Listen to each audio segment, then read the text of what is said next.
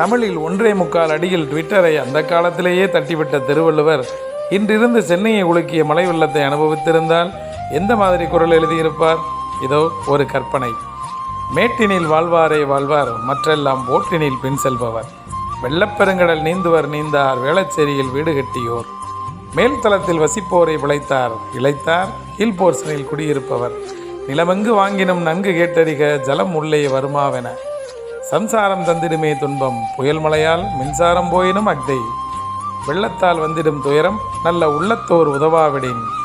நீர்மட்டம் ஏறி வீட்டினில் புகுந்திடில் ஊர்வனவால் பெருந்தொல்லை கான். ஏரி படுக்கையில் வீட்டை கட்டினால் நாரிடும் பிழைப்பு என்றறி. தண்ணீராய் செலவழித்து கட்டிய வீடுதனில் தண்ணீரை நுழைந்ததுவார். ஆஸ்தி என ஆசையாய் கட்டின வீடெல்லாம் நாஸ்தியானதே சோகம். இருளில் தவிப்பது துன்பமதனினும் துன்பம், பொருள்கள் பாழாகும் நிலை. நன்றி.